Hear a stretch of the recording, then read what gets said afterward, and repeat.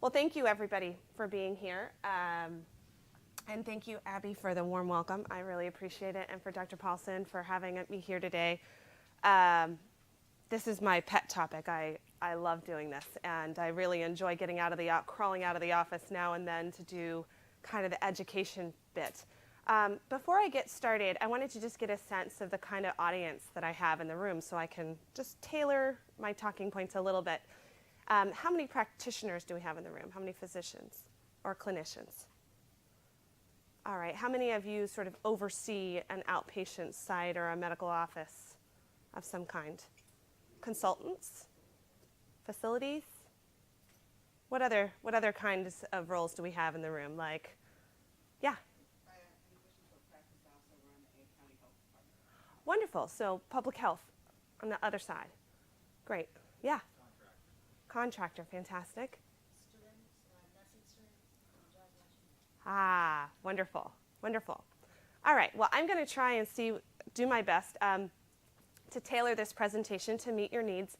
The topic that I'm looking at today is the connection between sustainability and health. And so we're going to talk a little bit today. We're not going to follow these points exactly, but we're going to talk about the link between sustainability and health.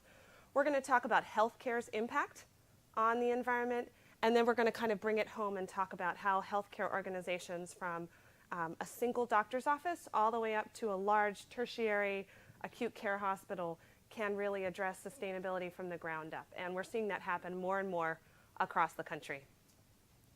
So I work for an organization called Practice Greenhealth. And Practice Greenhealth is a not-for-profit membership association. We work within a suite of organizations. You might know Healthcare Without Harm. We have another initiative called the Healthier Hospitals Initiative. And what we're really working to do is to engage the healthcare sector around the concept of environmental responsibility and its connection to health. So we are comprised of about 1,300 acute care hospitals across the United States, many of the large players like the VA or HCA, Kaiser Permanente, Partners Healthcare. We also work with a number of healthcare businesses across the United States, including many of the major suppliers and group purchasing organizations. Our sort of ethos around that is to bring as many people as we can to the table to begin a dialogue about this connection between sustainability and health and how the healthcare sector really can be an anchor and a model for talking about environmental health and its relationship to what we build, what we buy, and how we operate our healthcare facilities. So I think all of you probably feel like this now and then. It's sort of another thing. Healthcare is experiencing extreme pressure right now. With the implementation of the Affordable Care Act, there's a lot of the infrastructure as we know it is really shifting. The ground under our feet is shifting, and we're having to adjust every single day to these changes. I want to talk to you, though, about why this work in particular has to remain important, relevant, and at the top of the priority list somewhere, and also how it can continue to add value to the conversations we're having as the healthcare ground shifts. How sustainability can bring value to financial conversations, can bring value to employee engagement, retention, recruitment conversations, and also how it can just really influence the health of both our patients, our care providers, and our communities. So I think because you're here, you have a basic understanding that the health of the environment is connected to the health of people. But, the air we breathe, the water we drink, the chemicals we're exposed to each and every day in the myriad of products that we use. When you woke up this morning, you took a shower, you used shampoo, conditioner, soap, maybe lotion, maybe makeup remover in the morning. I'm talking girls here, guys. Sorry about that. You had your coffee. You added products to your coffee. You had your breakfast. We're exposed to a myriad of things every single day just by what we experience in our own households, and on our way to work, and on our way home, and in picking up our kids. So it's important for us to think a little bit about what's our span of control and how can we be an influencer in some of these determinants of health. So it all comes back to this, which is to reduce the contributors to disease. And I'm going to talk a little bit about how the impacts of healthcare relate to the contributors of disease and how they are contributors of disease. But, you know, I think when I began this work in 1997, a long time ago now, you know, green was not the new black, and sustainability was not the cover story. It was very much, we were very much in the hug a tree, kiss a frog phase where people sort of wrote off sustainability. And many of the healthcare providers that I talked to really did not understand how, you know, healthcare is a social good.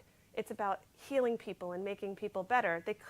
There was a real disconnect between how these healthcare providers were actually negatively impacting the health of their communities or even their patients or employees. So, you know, this honest look in the mirror is a pretty important piece of what we talk about here.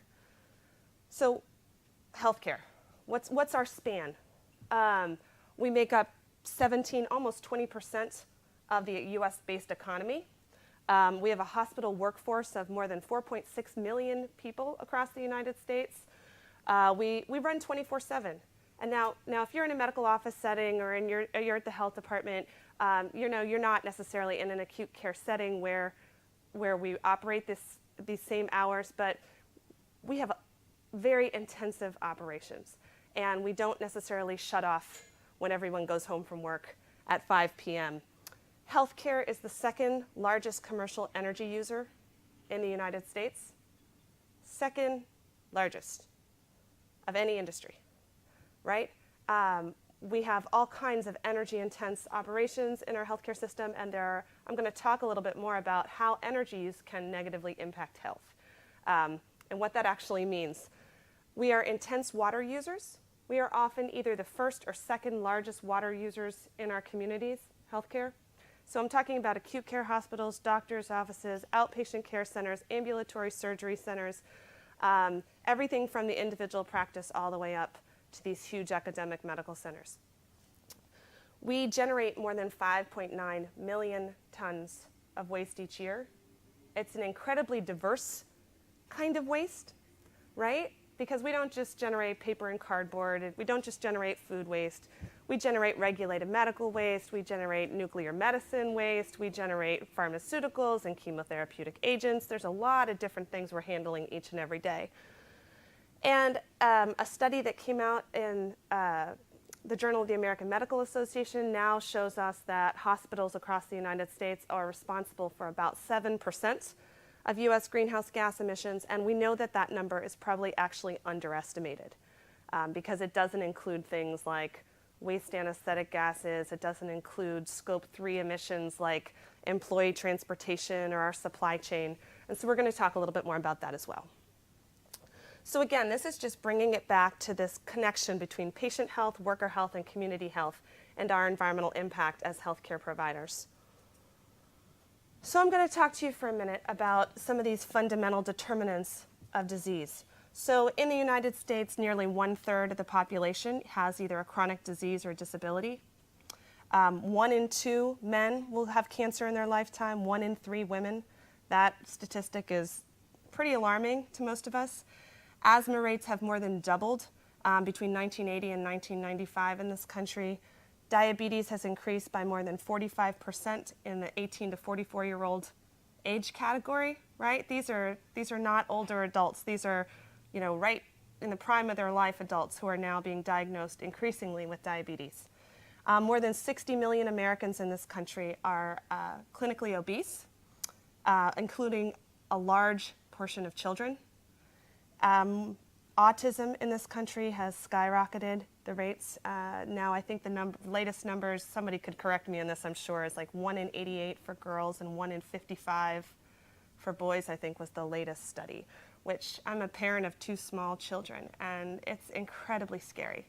4.6 million children in this country have been diagnosed with a learning disability, and more than 11% of couples today face infertility in some format.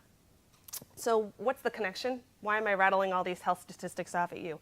Every single one of the things I've listed up here has been identified in the peer-reviewed literature to have a link with environmental exposures in some way.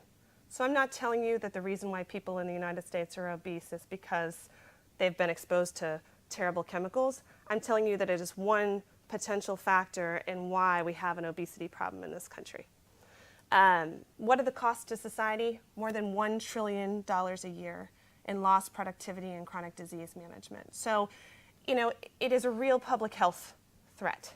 And chemicals and environmental exposures play a role in this, and we don't clearly understand all of the epidemiology behind it yet, but we're learning more every day. And as Vicki was talking about downstairs, you know, I think in healthcare, the first do no harm ethos, the precautionary principle, it's ingrained in all of us as we provide patient care, but not necessarily as we think about what we build, what we buy, and how we operate our healthcare facilities. And I think we just have to take it one step further. So that's not my belly, but that is my baby. And, you know, as I began my journey into parenthood, it was a little bit hard to be in the field that I was in because I'm overwhelmed every day by the kinds of environmental health science that can be incredibly scary as a parent. There was a study that was done in 2007 that looked at chemical exposures, or well, chemicals in the cord blood, umbilical cord blood of babies. And what they found was 287 different industrial chemicals found in the cord blood of these brand new babies. These babies had not had a chance to drive a car, to sit on a couch, to smoke a cigarette, to eat pizza. They had not had a chance to use cleaning products or make bad life decisions. These are brand new babies that came out of the womb with 287 different industrial chemicals, including dioxins, PCBs, mercury, phthalates, bisphenol A, right? So I think the other piece of this puzzle is that we as parents, as grandparents, as aunts and uncles have this sort of responsibility to think about the most vulnerable populations. And I think you heard in the presentation downstairs, both Dr. Paulson and Vicki's presentation, that, you know, endocrine disrupting chemicals are affecting children at incredibly small doses. You know, just hormonal triggers, and there really is, for some of these chemicals, no lowest observable adverse effect level, or LOAL, right? We're finding that we're having a lot of trouble putting our finger on how little bisphenol A does it take to actually cause some kind of hormonal impact. And, you know, we eat it every day. How many of you have eaten a can of diced tomatoes in the last month? Food container liners every single day. So what are we going to do, starve? No. But what can we do as healthcare providers? We can advocate for safer, smarter policies. We can influence our own supply chain. We can influence our patients and the people within our span of control to think differently and to become advocates for healthier food systems, and sustainability sort of more generally.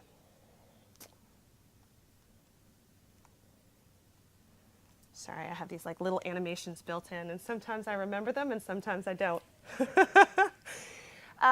Within healthcare specifically, there was a study done in The Lancet that actually showed that nurses have the highest levels of work-related asthma of any of these populations studied, followed closely by cleaning professionals.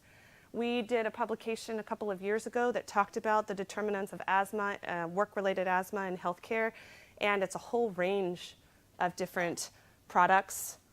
There was a study done in 2006. It was actually a survey that was done by the American Nurses Association and the University of Maryland School of Nursing and the Environmental Working Group that looked at nurses in the workforce.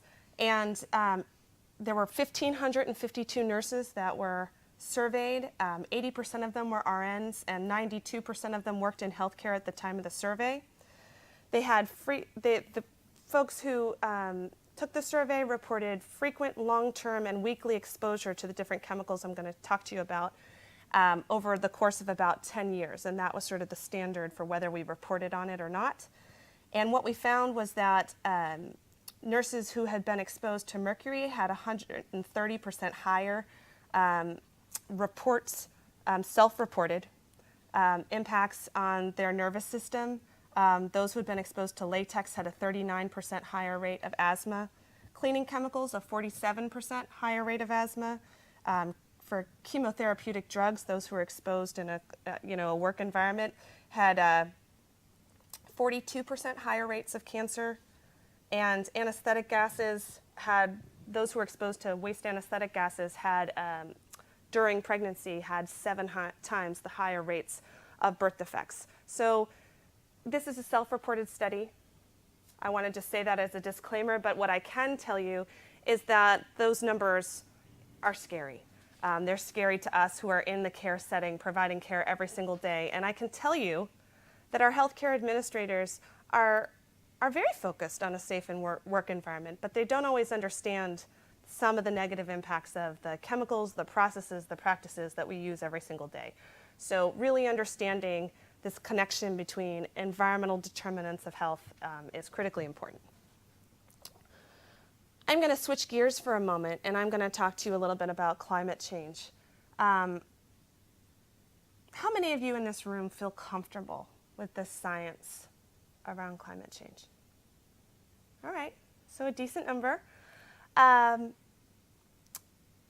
Climate change has been called the most pressing public health threat the world has known. Climate change is going to affect health in a variety of ways, and I'm going to talk to you about that a little bit. The 10 hottest years on record, 9 of them have occurred in the first 12 years of this century alone, right? Greenhouse gas emissions by country. This is a map that actually shows you what we produce. And you can see the fat countries are the ones that produce a lot of greenhouse gas emissions. So if you're geographically challenged, this one right here is us. That big fat potato over there, yeah, that's us. What you can see is that, look at countries like Africa. This map looks really skewed, right? That's what they're contributing to global greenhouse gas emissions. Now, this is a reverse map showing who's going to be impacted by the effects of climate change. And you'll see that switched almost entirely. So here, this little teeny skinny thing is us, the big fat potato of climate change gases. Africa and some of the lesser developed countries that are still trying to get their feet under them in terms of creating the same kind of global economy that we have in the US and in Europe, are going to be primarily impacted by decisions that we're making over here in the United States or in Europe. So the countries that have contributed the least to greenhouse gas emissions will be the first and the hardest hit. So what does that mean, right? We talk about greenhouse gas emissions, we talk about global warming. I'm not sure that it registers for most of us. What are the things that we are doing that are impacting climate change? So the energy that we use to produce and provide care, right? We are burning coal for electricity. We are fracking to get natural gas. We are out there every day trying to figure out new sources of petroleum-based energy. And every time that petroleum-based energy is burnt in a boiler or for energy production, it's putting gases up, carbon dioxide into the environment. And what that does is, I think just the basic 101 level, is that it increases the protective layer around the Earth, which means it keeps heat in. And so temperatures continue to rise and they can't dissipate in the same way. So energy, water. How's water related? Well, every time we try and move water from point A to point B, we use energy to do it. Waste, every time we throw away something, we put half the time it goes into a landfill. Landfills generate huge amounts of methane, which is a potent greenhouse gas. When we burn it in an incinerator, even a waste-to-energy incinerator, which are now labeled as the new best fabulous green thing out there, we are putting carbon dioxide up there and negatively impacting climate change. Food production. Food production is huge. Every time you open a bag of frozen corn, you have no idea what it takes to get it to your table. All the industrial chemicals and pesticides that have been applied to get it there, all of the irrigation, all of the transport. The average piece of food changes hands, I think it's 7 times or 15 times before it gets to your plate. and usually travels around 1,500 miles before it gets to your plate. So there's a tremendous impact from food production in the United States. So what are the health impacts? We're going to see a huge increase in allergies. We're going to see climbing rates of infectious disease and waterborne illnesses. As climate changes, let me give you a quick example. How many of you were bothered by mosquitoes this summer? Did it feel worse than usual? Maybe, right? They're always annoying.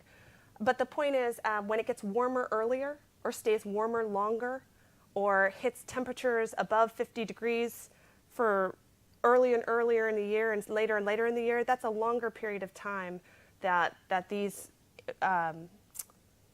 vectors for disease can be around, can pass along diseases like West Nile, and we see ticks passing Lyme disease and other things. So infectious disease is going to be a problem. It's going to be harder as water rises to address some of the challenges around waterborne illnesses.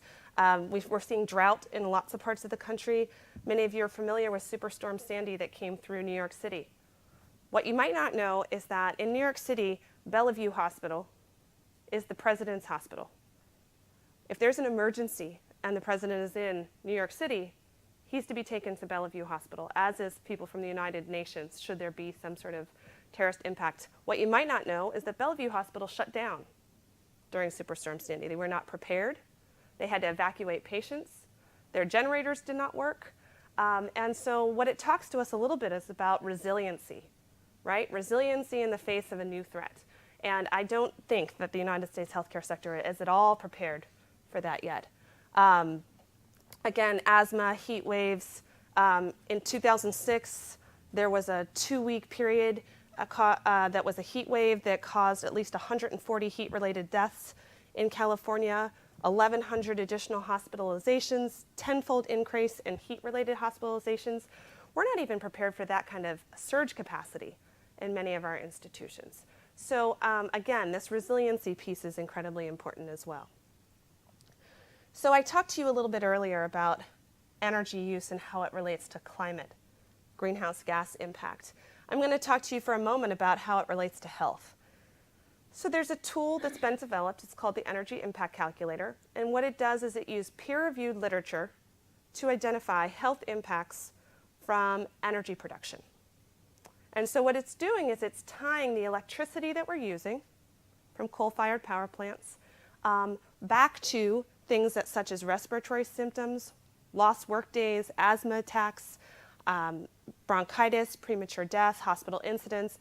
And it talks about sort of these direct medical costs from that.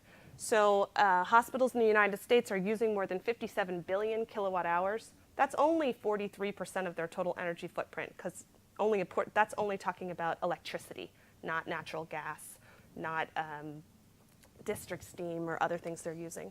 And these numbers are actually representative of that sort of health impact, that cost related to that energy production. So it's a pretty astounding number, and I think using this calculator to just kind of create awareness that it's not just about shutting off the lights and shutting down our computers at the end of the day, that it really is about health, and that there's a connection beyond the couple of cents we might save from some of those actions, that it's really about trying to use less so that we can better protect health. I'm going to talk to you a little bit more about the work that we've done globally around mercury. So we started in 1997 advocating for the elimination of mercury in healthcare. I can proudly say that here, 17 years later, most hospitals and most care providers in the United States are using far less mercury-containing devices than they were 17 years ago. It's hard to find a mercury thermometer these days, and I can tell you in 1997 it wasn't. You went into any doctor's office and there was a mercury-containing thermometer, a mercury-containing blood pressure device, mercury-containing fixatives and stains being used in our labs. So there's been a huge monumental shift, and we're seeing that shift actually carry around the world. And in October of 2013, there was actually a global treaty signed to eliminate mercury in medical care. I talked about how we build, how we buy, and how we operate. There is a healthcare building boom. It dissipated a little bit when the markets crashed a few years back. But, as we know, many of our hospitals were built in the 50s and 60s. We're having to replace them. We're creating a whole set of integrated delivery networks that are really focused on outpatient care. So every day we're building outpatient centers to try and take the burden off of acute care hospitals. We're trying to shift that care. How we build is incredibly important. And back in the early 2000s, we began to have this dialogue in the healthcare sector about, is it possible to build cancer treatment centers without chemicals linked to cancer? Is it possible to build pediatric clinics with chemicals free of that don't trigger asthma? Right? How do we, again, live the mission and ensure that we're making smart choices, not just about how we can bring in all these machines and heavy technology to treat people, but creating high-performance healing environments that really protect and enhance health instead of negatively impact health. So we worked to help develop the Green Guide for Healthcare, which then became the basis for the U.S. Green Building Council's Lead for Healthcare standard. And it's been a really great effort, and you're going to probably hear some more about just all of this afternoon. So a lot of times, I miss the motorcades. I used to live in D.C., and I don't get this out in Reston. It's pretty daily. It's a pretty daily occurrence here, I don't miss the traffic jams that come from the motorcades, but sorry, I'll leave that to you city folk now. So, a lot of times we throw around this word sustainability, and it's a really challenging word because it means different things to different people. If you're sitting in the C-suite of, let's take one step back. If you're an administrator, you run your own practice, you run a health center, you run a surgery center, or you're the administrator at an acute care hospital. Sustainability probably means keeping your doors open, right? That's the reality of the situation these days for many people. Financial sustainability.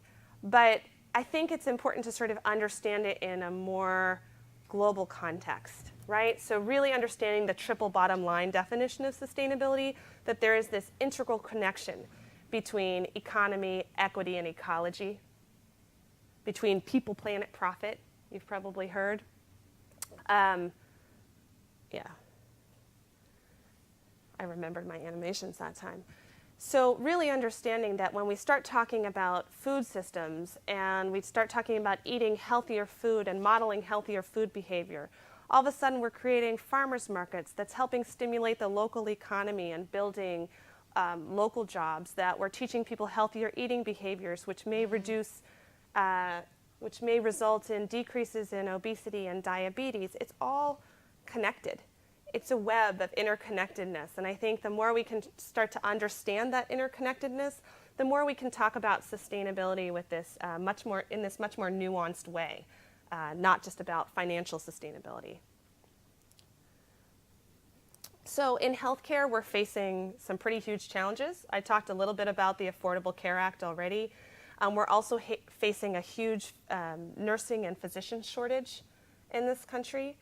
I can tell you that the average hospital administrator bends over backwards each day thinking about how they're going to attract and retain great nursing staff, great clinicians, and especially physicians. So creating a work environment, today medical students and nursing students and others are graduating with an expectation that they're going to work in an environment that has the same value set that they do. And that value set has changed. You probably saw the demographics in recent elections where they talked about how the younger generation is much more focused on sustainability. They're a lot more progressive than maybe some of the previous generations. And that's just because they were raised with a recycling bin in their kitchen, right? This was a conversation that's been taking place for all 22 years of their entire life, whereas the rest of us have seen this shift. So I think the expectation now, to some degree, is that there's going to be a level of engagement at the place in which they work. So thinking about how we build these sort of this environmental piece in, this health ethos and wellness right? Is that the buzzword now? Wellness. Everybody has wellness departments. They have, and you know where it's anchored in a hospital? It's not anchored over in employee health. It's anchored in HR, right? We're seeing it sit right smack in the middle of the human resources function because they know that wellness is integral to attracting, retaining, recruiting their employees. And we want to sort of decrease that high turnover. Nurses, part of the reason we have a nursing shortage is because nursing has been such an incredibly difficult profession for a lot of nurses. There were a myriad of lifting and occupational injuries that really drove a lot of nurses out of the workforce. So, and that nursing shortage has sort of perpetuated the nursing shortage problem. So thinking about how we create programs that engage, retain, and keep our clinical staff. So this slide is outdated.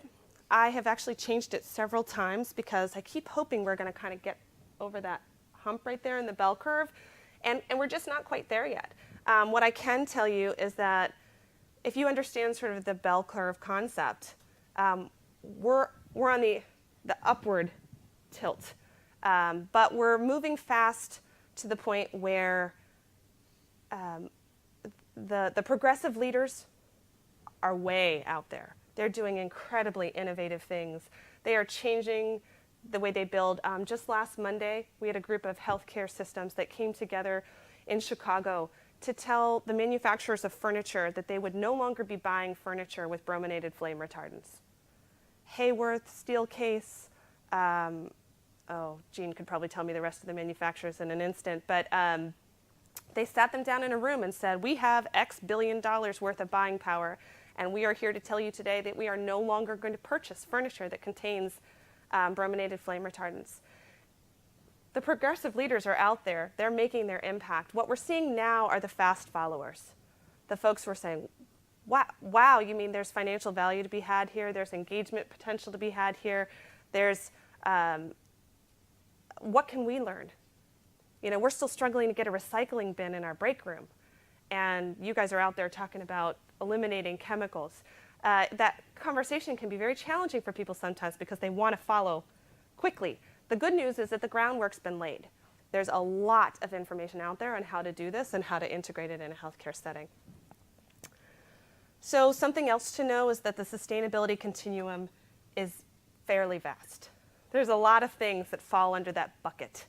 So we've talked a little bit about waste production, right? That's the easy one. When we think of being environmentally responsible, who thinks of a recycling container? Kinda. It's sort of this visual thing. We think about turning off the lights, not wasting water. But it goes far beyond that. It goes to our transportation infrastructure. How many people drove here today? It's okay, you don't have to raise your hands. I'm not gonna pinpoint you. I only got to ride the Silver Line because it's brand new. Otherwise, I probably would have been one of those single passenger cars coming in this morning. There's 4.6 million employees in healthcare. And every day we have to get to work. Now, those of us who live in Washington, D.C.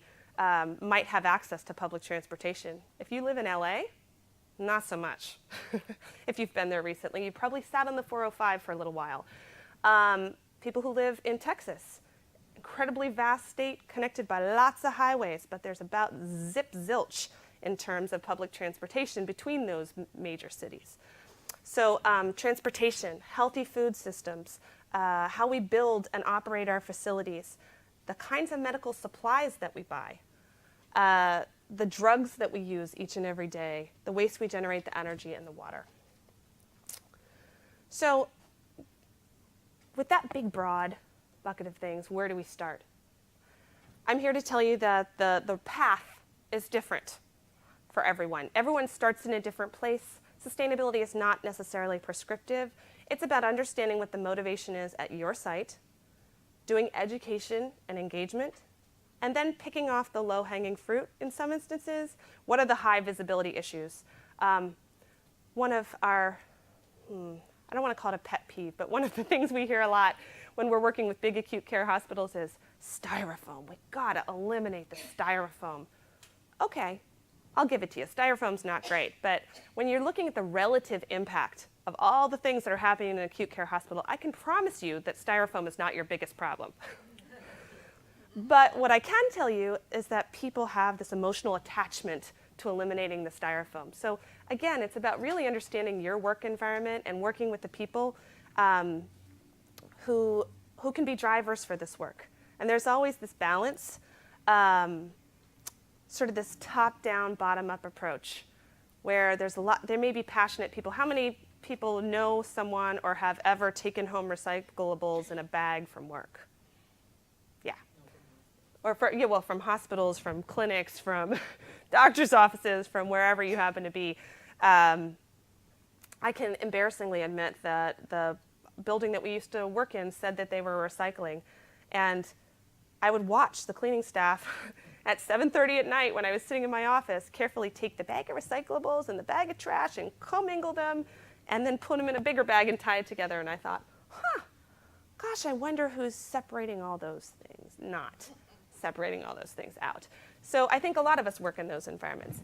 But it's a balance between top-down and bottom-up, because I think there's a lot of passion, and you can kind of bring your ideas to the table, but then you have people sometimes in a decision-making system over you, and as much as I wanted to be the one to say, we have to recycle, I was in a building that didn't recycle, and I had a very limited ability to sort of impact that building's facilities management process.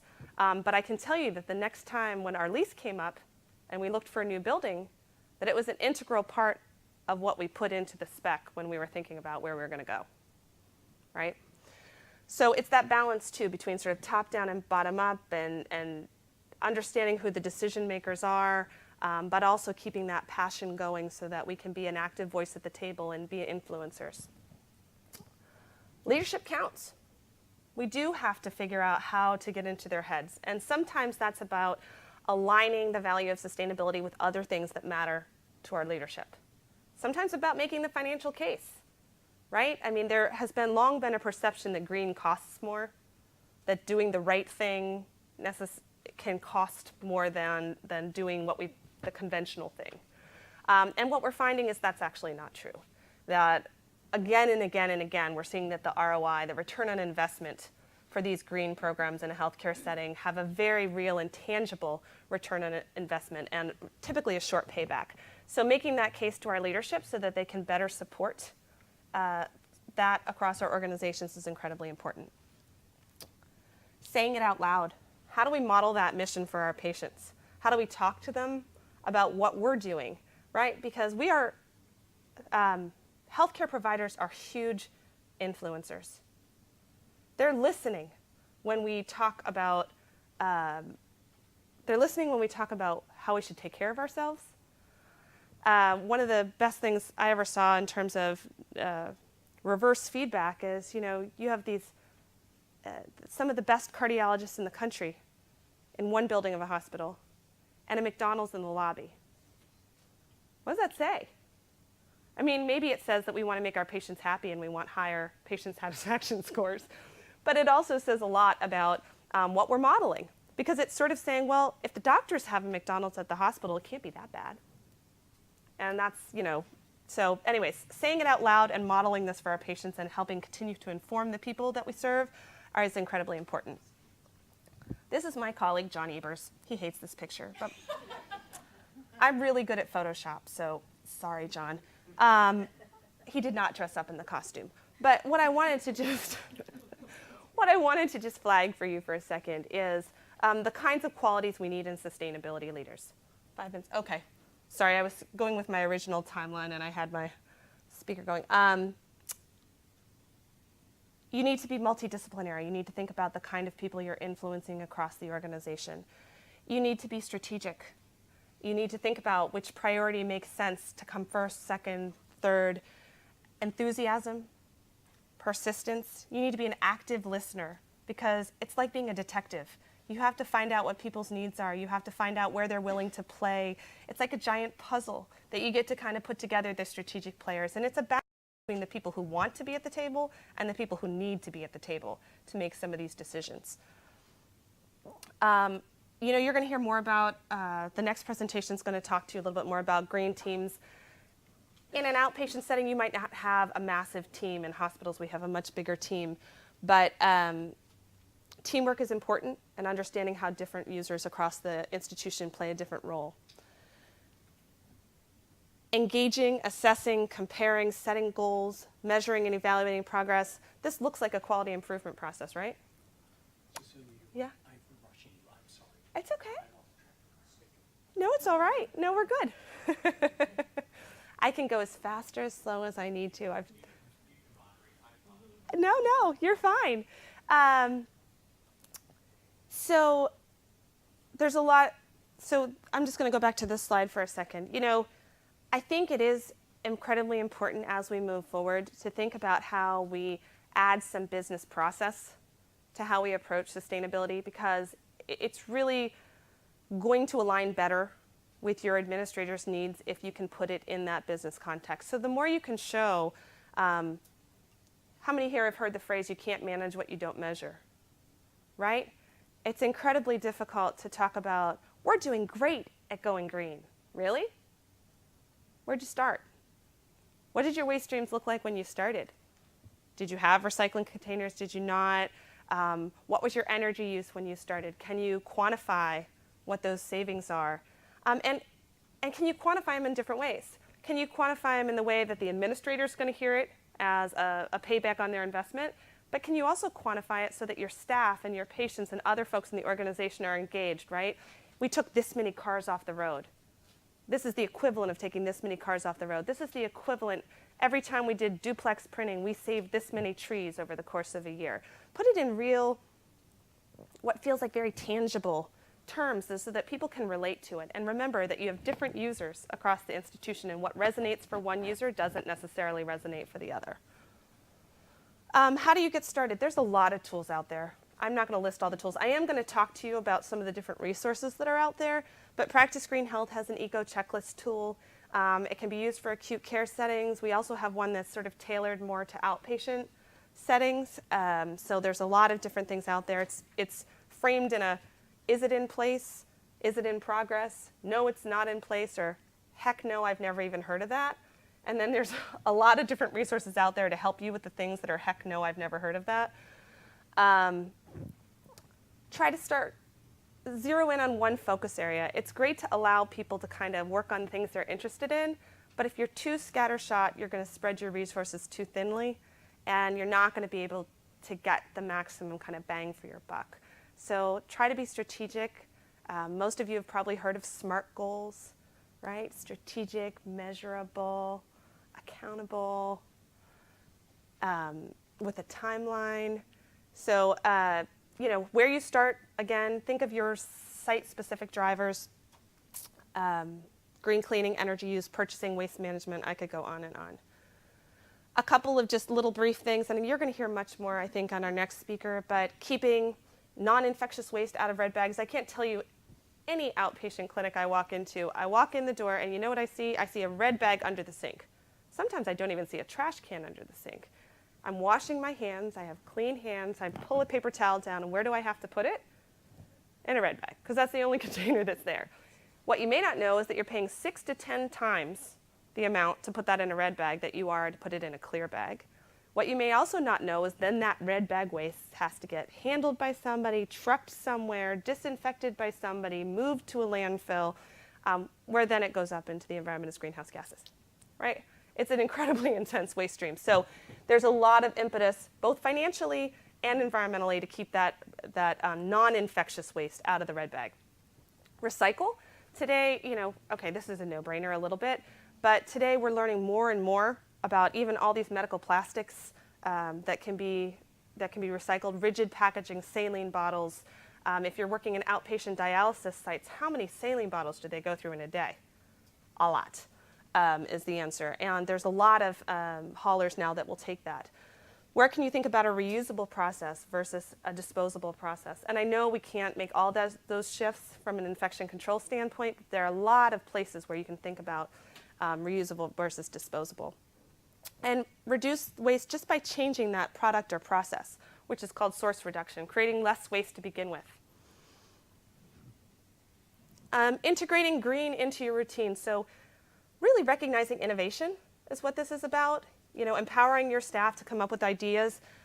This team here just came up with a way to reuse forms. They just put the form inside a little slip cover and then used pens and then just kept reusing it instead of printing those forms a half dozen times, because they were forms they only needed for they didn't need to actually keep the form, and they just got scanned. So they decreased paper by a huge, whoa, sorry. See, now I'm close to my time.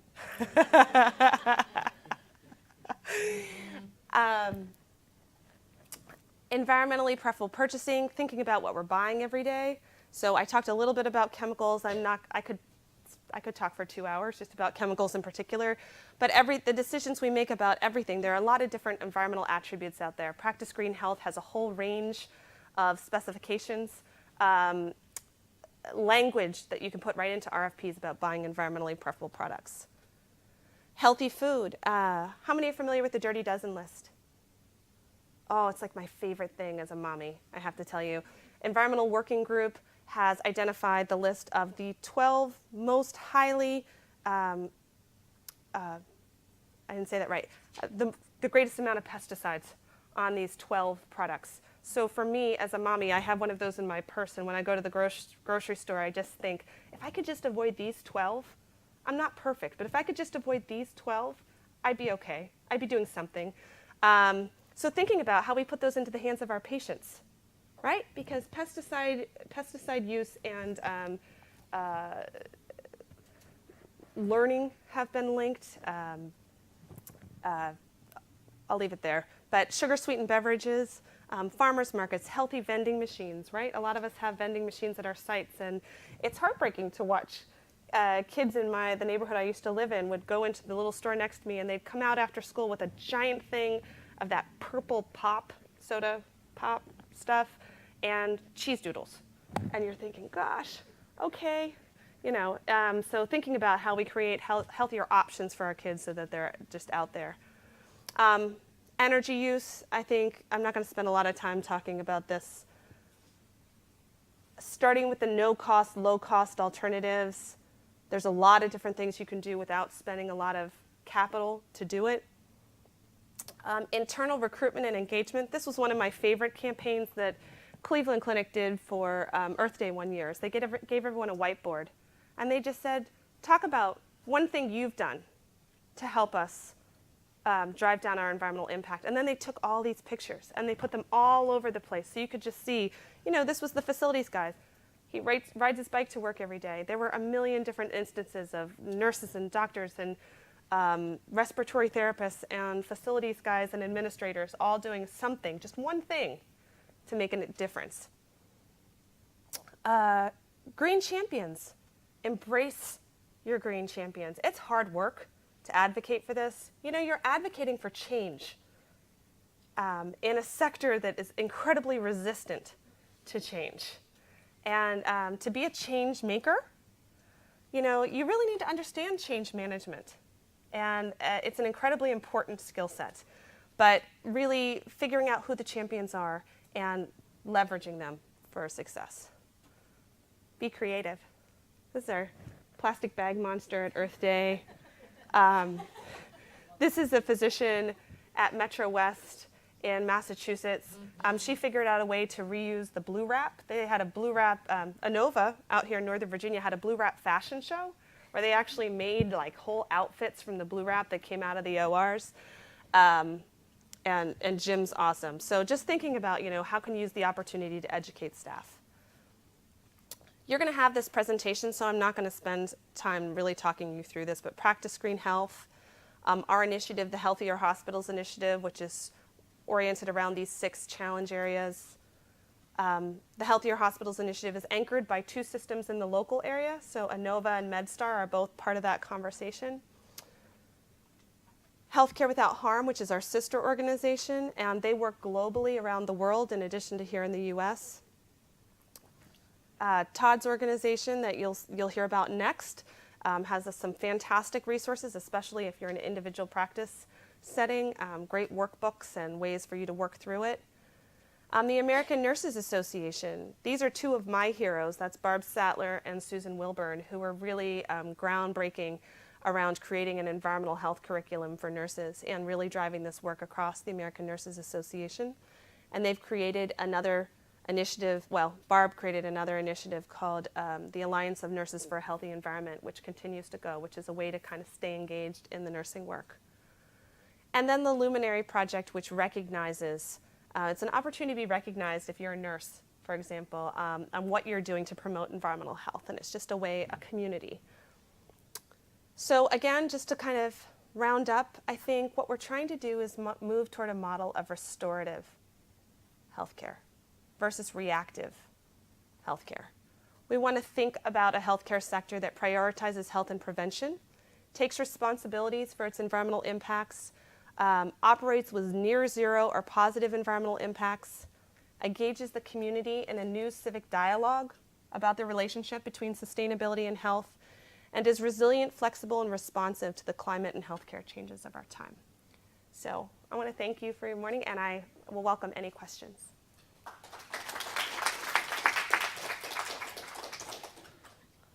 Questions? Don't be scared. Dr. Paulson. When people are first trying to get something started, Mm-hmm. who should they look to form their, sort of, you talked about the notion of a team. Yeah. Who should they look to form that team with? Okay, so I talked a little bit, you heard me make reference to both the passionate people and the decision makers, and it actually needs to be a little bit of a combo. I think what we typically find, I'll speak from the hospital perspective for a moment because that's kind of what we work with most every day, but it's really important to have the people who are bringing the conversation to the table there, right? The enthusiastic, passionate people, because you're starting the dialogue. At the same time, it is important that you have some buy-in from the people who are capable of making decisions that will reduce impact. So often we tell people that it's very important to start a conversation with some level of leadership.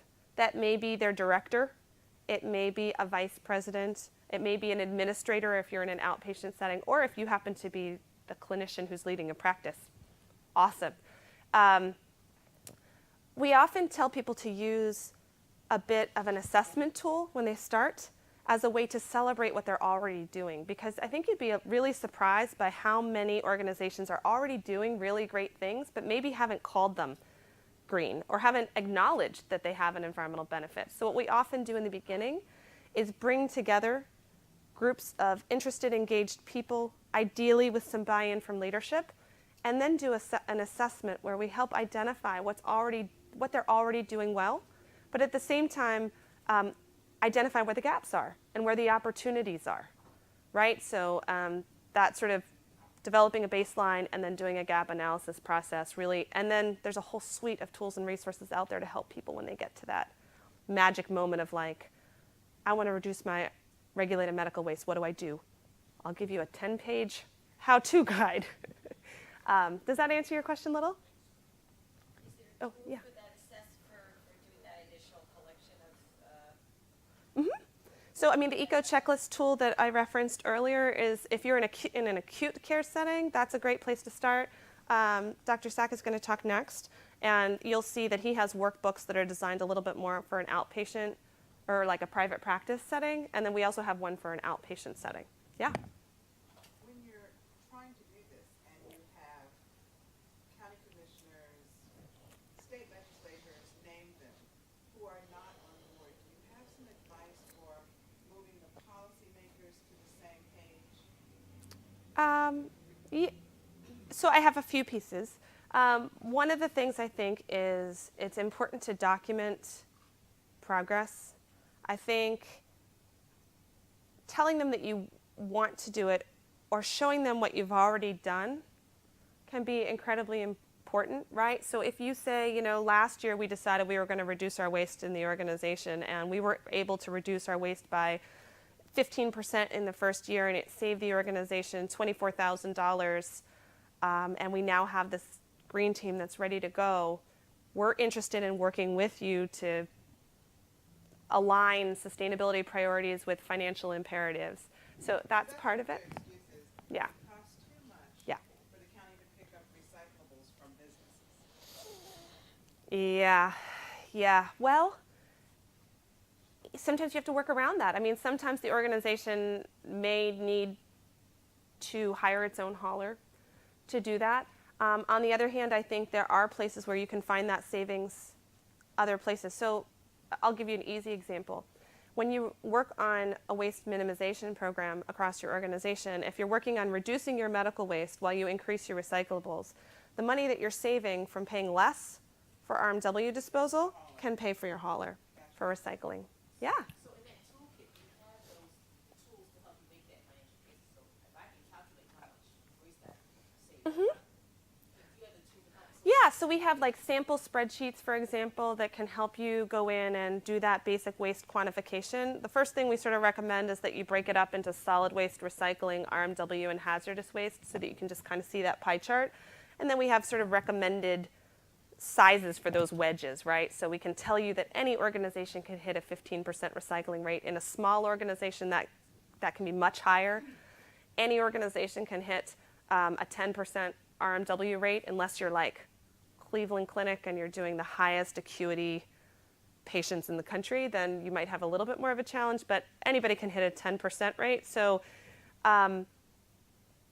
there's a lot of tools out there. There's a lot of calculators out there. So I'm happy, I have a card and feel free and I can help put some of those tools in your hands. Other questions? Yeah? My understanding is that from a state-based level and Affordable Care Act implementation, there is nothing built in on sustainability. And there are federal initiatives for climate-resistant healthcare facilities, but other Yeah. than that,